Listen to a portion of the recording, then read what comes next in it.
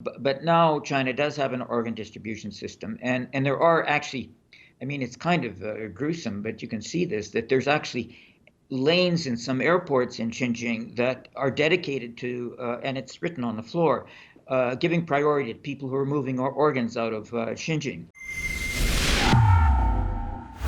Quick video. I was talking with David Matus, a senior lawyer and legal scholar in Winnipeg, Manitoba. He's an expert on human rights in China. It was his work 15 years ago that first exposed the shocking truth about China forcibly cutting out human organs from political and religious prisoners and selling those organs to buyers. I mean, that's Joseph Mengele Nazi type stuff. The main victims back then were the peaceful Chinese sect called the Falun Gong.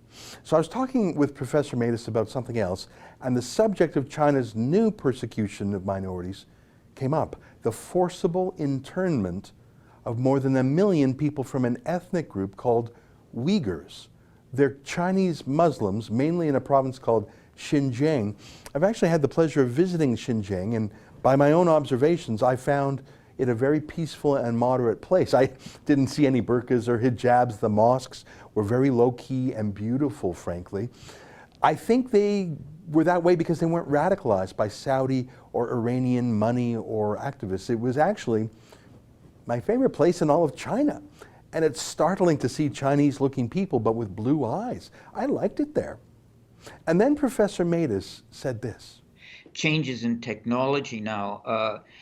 Through technology, the ischemic time, the time that an organ can remain alive outside the body, has increased.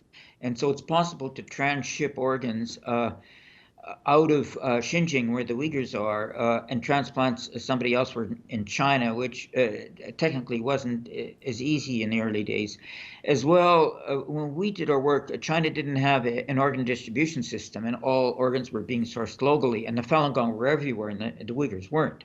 But now China does have an organ distribution system, and there are actually, I mean, it's kind of gruesome, but you can see this, that there's actually lanes in some airports in Xinjiang that are dedicated to, and it's written on the floor, giving priority to people who are moving organs out of Xinjiang.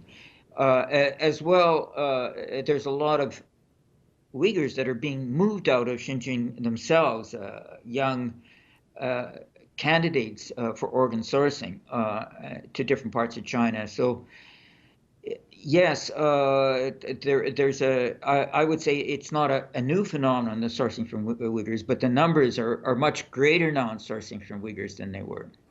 So they're still doing organ harvesting now, literally seizing people for reason of their politics or their religion, cutting out their organs and leaving them to die, and selling those body parts, and doing it so much that the airport in Xinjiang has a special fast-track lane for people flying those organs out of the place to Beijing or Shanghai or even out of the country. I almost couldn't believe it, but I actually found photographs of those airport lanes.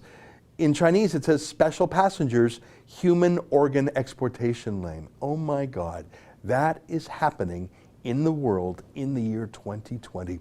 We're doing a special project with Professor Matus. I'll tell you more about it later. But for now, I just wanted you to know how evil the Communist Party of China is and how silent the rest of the world is in the face of its evil.